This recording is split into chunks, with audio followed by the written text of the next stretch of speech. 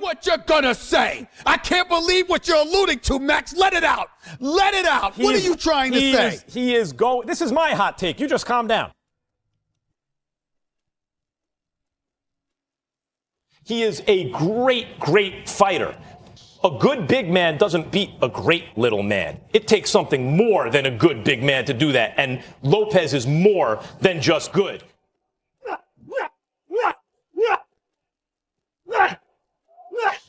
Punches are not made, they are born.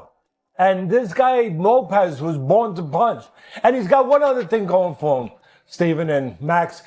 He reminds me of Pacquiao, Lopez, in a way, not just with power in either hand, but his closing step, his ability to explode. You know, kind of like an athlete in football, basketball, any of those sports where it's not about running a 40. It's about the quickness. It's about the closing step, the burst. He's got that burst. Not everybody's got that burst. Look at this debate brewing between Stephen A. Smith and Max Kellerman about Shakur Stevenson going up against Teofimo Lopez. We're talking about two completely different fighters here, with skill versus raw power being the main storyline. New York City, January 31st, Shakur Stevenson, Teofimo Lopez. I always say it, when boxing gets it right, no other sport comes close. And this is boxing getting it right. The best fighting the best. Both fighters believe that this matchup settles the argument about who leads the new era. So what do we think of the Styles matchup, guys? This is a high-speed chess match a la Sugar Ray Leonard or Pernell Whitaker, Leonard and Benitez, or yes. Pernell Whitaker, Buddy McGirt, or is it a Jerry versus Jerry fight? Stephen A. Smith can't stop talking about how lightning-fast Teofimo Lopez moves when he's dodging shots. The way this guy slips punches when things get heated in close quarters is something else entirely. Sure, to show the world that at 23 years of age, I'm a champion, and you're going to have to come take this from me. I'm not giving you a damn thing. I loved his quickness. We know about Lopez's power, but I'm talking about his quickness defensively. But I saw Lopez being elusive, and I love that because it's one thing for you to have the power and the quickness to go along with the power offensively. A lot of guys can look good until they get hit. There were times where he got hit, and there were other times where he was slipping. What really gets Smith fired up is how Lopez steps up when the lights are brightest. This fighter doesn't back down from anyone at the top level, and Smith keeps bringing up that demolition job he did on Lomachenko as proof that Lopez thrives under pressure. Billy Lomachenko. And we all know that Lomachenko's footwork is exceptional. It's practically unrivaled. So you could see what he's done to numerous fighters, which contributed to them quitting, like Nicholas Walters and others. He tried that with Lopez. It didn't work. Lopez's footwork worked. His speed was there. Some power, obviously. But his elusivity is what impressed me most. The fact that he was able to slip a number, not all, no, but he a turned number with of those Lomachenko. pitches. He wouldn't let Lomachenko establish his outside foot. And I loved it. Yeah, for me, coming into this fight, obviously I always talk to Max about fighting. I love it. I was thinking, and Lopez mentioned it pre-fight, everybody thought it was going to be very Mayweather, Canelo when they fought, and that he would be outclassed. If you look at the first 6 rounds, it was about patience. He was patient. He didn't rush himself. He used this jab, which is something that we aren't used to seeing him do. Then Teddy Atlas jumps into the conversation with Stephen A. and Max throwing out this massive challenge. He's saying Lopez might have all the athletic gifts in the world, but when you're going against someone who might be the best technical fighter pound for pound, that's a whole different beast. Atlas believes Stevenson's fundamentals are so crisp that pure athleticism won't cut it. What challenge lies ahead for Lopez this upcoming weekend? What challenge? The challenge of fighting for me, my estimation, the pound for pound best fighter in the world. Either him or Crawford. You choose it, it doesn't matter. You could flip-flop either one of them. They're the two top guys. The challenge is to get his bomb to the target. Yeah, like Customano, my mentor, used to say, Teddy, having power is great. But if you don't have a means to get it to the target, it has no value. It's like a military weapon, he used to say. If you don't have a missile, it just blows up and makes a big hole in the ground. So that's the challenge. Get it to the target. Get it to the chin or the body. It might be a good idea with a guy who moves his head so much, but get it to the target with Lomachenko. So keep yourself together mentally. with all that going on, with all the chaos stuff coming at you, and don't get discouraged, don't get frustrated if he's hard to hit. Max Kellerman keeps hammering home this point about Stevenson's dominance. This isn't just about winning rounds for Kellerman. Stevenson completely shuts down whatever his opponents want to do. The way he controls distance and reads what's coming before it happens means he's running the show from bell to bell. Shakur is one of those guys and who comes along, and I think this is really the question about him. I said he is one of those guys. Is he one of those guys? Like Purnell, like Roy, like Floyd, their defenses were so good, and they boxed in a way where they weren't going to take unnecessary risks. They weren't running and holding. You know, I had a problem with the second half of the Haney-Norman fight because I felt like they continue to box. Purnell did, Roy did, and Shakur does now, right? But when a guy has those advantages in boxing skill and speed, and they don't take risks, they are almost impossible to beat. So no matter who Purnell was fighting, no matter who Roy was fighting, if someone would have asked me who they're going to be, they're fighting Godzilla, Purnell. They're fighting Roy. Shakur has that look to me. Now here's where things get interesting about their approaches.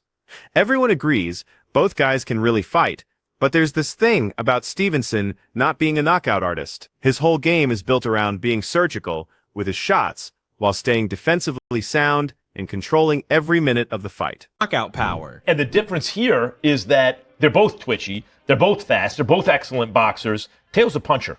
I know it hasn't shown up in recent fights, but we have watched both of their careers. Shakur is not a puncher. No. Teo is it can be an explosive, I hit you with a shot and you don't see, type. And you are out cold type puncher. And talking about power, strength too. I think Teo's going to be the much stronger guy in there. Shakur Stevenson's not a strong guy. I think he's getting stronger. Me too. I was about to say. Definitely But this is his first fight at 140, though. That's what I'm saying. I'm not disrespecting I his feel strength. like, but I also feel like that Shakur might surprise you, Mike, with his physical strength. Physical strength, as we all know, doesn't always translate to punching power. Sure, of course not. But when he was a younger fighter, he looked like he could be moved around by his opponent. It doesn't look like that anymore. No, he's definitely matured in his body. But first fight at 140, Teo's what? I think this is maybe his fifth fight at 140? Yeah. Something like that? That's true, but Shakur has a frame where he can put on 140. Kellerman brings up something fascinating about the mental side of this matchup.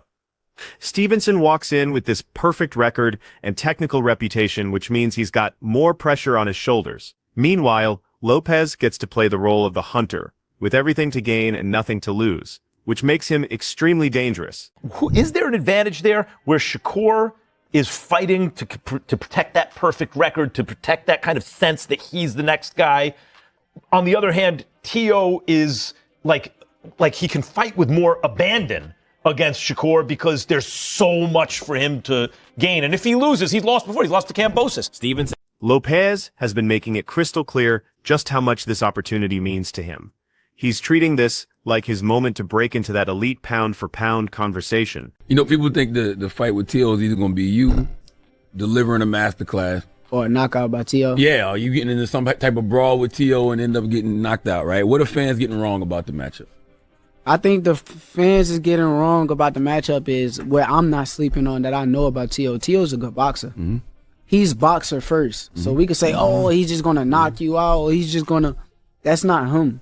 He's boxing first. He's going to want to establish distance and range on the outside and try to beat me up on the outside. So I think that's the main thing. And also the biggest thing that everybody don't realize with me, I could punch.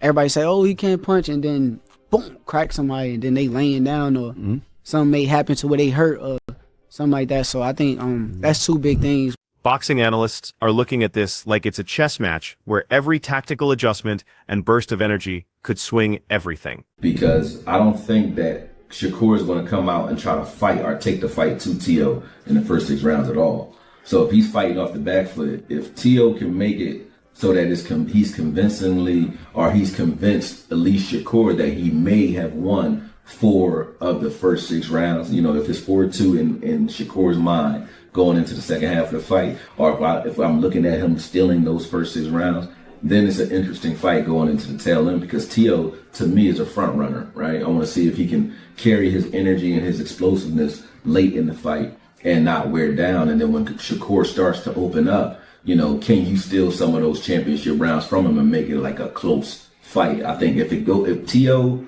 comes out and does what he usually does, which is try to swarm Shakur early and keep Shakur on the defensive early, then he can try to steal a lot of those early rounds. And if he does that. Here's what people are saying about Lopez's rhythm. He explodes out of the gate with that explosive power and sharp counterpunching. But there are questions about whether he can maintain that pace. If his output drops in those championship rounds later on, that could be exactly when Stevenson takes control. If I'm looking at the first 3 rounds, first 4 rounds, and Teo looks like he's losing those rounds convincingly, then it's an easy night for Shakur, unanimous decision in my opinion. You know what I mean? Because I don't think Teo is going to bring anything late in the game, you know what I mean, to this fight. I think if he is who he's always been, you know, he's going to get gassed after like the 7th round and then take some rounds off. And when he does that, Shakur will open up and start to try to pick him apart, pot shot him, and do things like that. But this is the perfect fight, narrative-wise, for Shakur, because I've been waiting for Shakur to get into that fight where, you know, he doesn't have the fight where he doesn't have his Diego Corrales fight. You know what I mean? Where you think he's actually in danger. Shakur has been he's been outclassing everybody he's in the ring with. You know what I mean? Then the guys that you think could give him some work, like De Los Santos, I know people hate when I bring that fight up, but I want to see him actually in danger. The boxing world is buzzing because insiders think matchups like this are exactly what the sport has been missing. Roy Jones Jr. is calling this a pure talent versus talent war and comparing it to those massive fights like Canelo facing Crawford. Jones believes when you get the absolute best going at each other in their prime, that's when boxing gets the respect it deserves. We're going to start with you, Pierre. Shakur and Teofimo Lopez, Shakur Stevenson getting it on in about 3.5 weeks or something like that. Also on the undercard is Keyshawn Davis. But the main event, let's jump into the main. Tell me what you're thinking. You got an ultimate skill fighter versus a boxer who's twitchy, and twitchy sometimes beats out skills. Sometimes that's the side that can really beat a straight up boxer to me. Somebody who's twitchy. Because they don't fight, as normally as most boxers fight. They give angles, body movements, bouncing around like a Lomachenko would done, even a Crawford does. You know what I'm saying? Everyone's breaking down how these contrasting approaches create fireworks. You've got Stevenson's defensive mastery and ring intelligence going up against Lopez's explosive combinations and relentless pressure. This kind of stylistic clash gets both the hardcore fans and casual viewers talking because these are elite fighters taking real risks. But I don't know who's going to show up what day. What Shakur showing up, what Teo's going to show up. You get what I'm saying? Nah, we gonna always Shakur gonna always be Shakur. The offense that we saw from him in his last fight was just, he knew what he had in front of him, and eventually he knew that he was going to be in a position where he could have his way with the kid who was in the ring. I'm losing his name off the top of my head. Right, I know you're talking about. But I believe he fought that way because he started hearing all the call of him running. He started saying, you know what? Let me stay in the pocket, because he stood in the pocket a lot more than he normally stood in the pocket with that fight. You know what I'm saying? It took some unnecessary shots. Huh? It took unnecessary shots. Well, okay, right. Mm-hmm. But you see what kind of fan base he got after that too. The doubters started saying, you know what? I'm gonna roll with him more, because we were getting tired of him running and skillfully beating people. That gets boring. Like Mayweather did his last 10 fights damn near. Now there's this ongoing conversation about Stevenson's style being labeled as boring, but that completely misses what's actually happening. His footwork and counterpunching, along with his defensive brilliance, might not look like constant action, but it's incredibly sophisticated. Fans want those highlight reel knockouts and non-stop exchanges, which isn't what Stevenson prioritizes.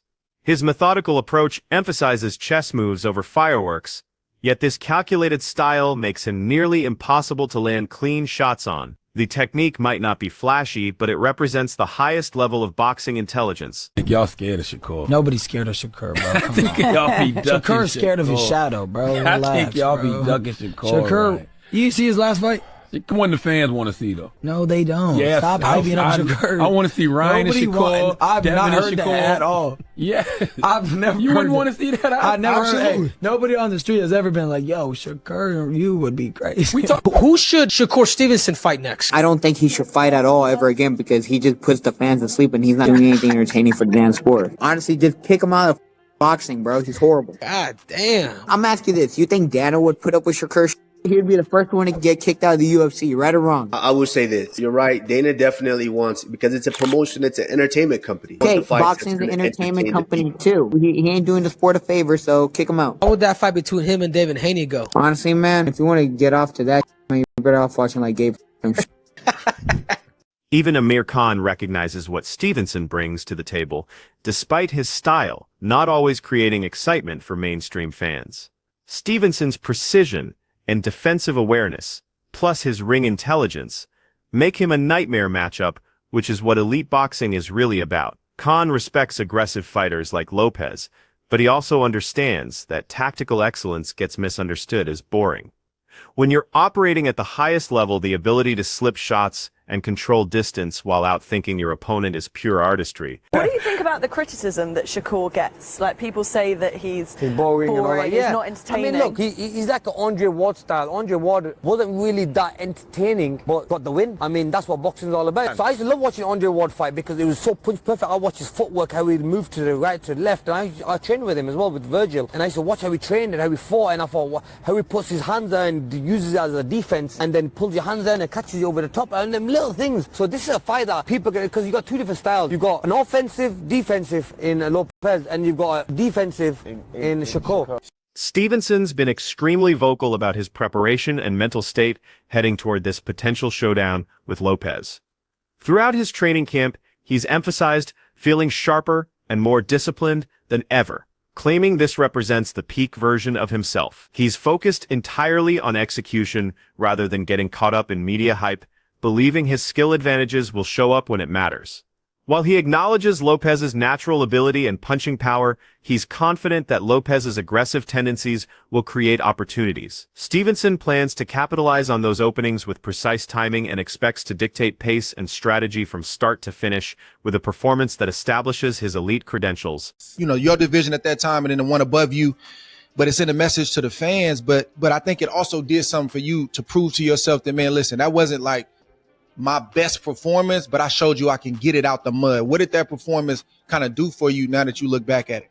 Honestly, I think like styles-wise, I think that Zepeda's style is the style that's supposed to give me the most trouble. Like, guys that box and give me time to think is the guys that's going to have a fit with me all night. But the guys who press me and put me against some ropes and throw a million punches, that's the style that's supposed to give me trouble. So I went out there and I prevailed against that style, and now I'm fighting against a boxer, which for me, it just makes it more fun. I don't have to deal with a guy trying to like wear me down so much. Right.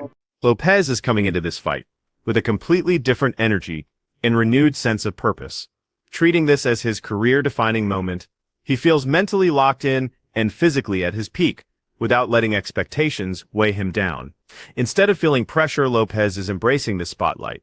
Believing this is exactly the kind of stage he was meant to perform on, his mindset shows real growth and hunger shaped by previous experiences that have made him stronger. Lopez views this not as burden, but as his chance to display everything he brings to the table, including his speed and power, along with his ring intelligence and competitive drive, while proving he remains one of boxing's most dangerous talents. You know, my mind is limitless, though, you know, so then again, it's like I could always succeed to another level with it, you know, and exceed to it.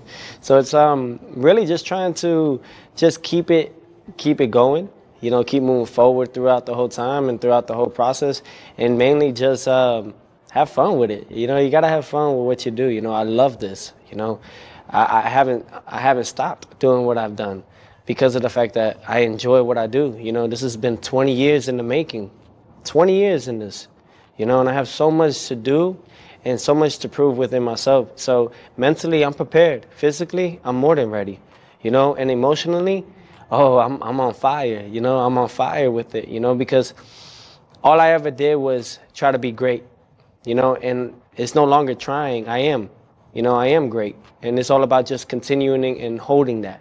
So it's all about just staying humble throughout the process, keeping myself level-headed, and really just enjoying each day that we get because tomorrow's never promised. For Stevenson, a win over Lopez would completely transform his career trajectory. Adding another championship would be huge, but more importantly, it would boost his credibility and give him serious leverage. When negotiating that massive fight, everyone wants to see against Tank Davis. Boxing insiders believe beating a proven star like Lopez is the final piece Stevenson needs to cement himself as the division's #1 contender, making that Davis fight impossible to avoid. Man, what do you say to that, bro? Like, you him, bro. I just can't wait to beat him and shut him up, bro. Tio not on this level. Tio is a high-level fighter, but he's not on my level. I'm an elite-level fighter, and come January 31st, I'm going to show it.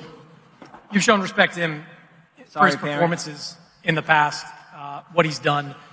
He's fought guys like Lomachenko and Taylor. You say that he's not on your level. Why do you think you're on just a different level than him? Because I seen him at his best. Against Taylor, against Lomachenko, he was at his very best. That was the best he can do. I don't think he can do nothing better than that. So self-projection. What I seen from that fight, I feel like I'm way better than them guys. With Lomachenko, like I said, he didn't throw punches for 6 Objection. rounds. For 6 rounds. So if you ain't throw punches for 6 rounds and you get in front of me. This whole thing comes down to whether Lopez's power and aggressive approach will be enough to hold on to his championship. What do you think makes the difference in this matchup?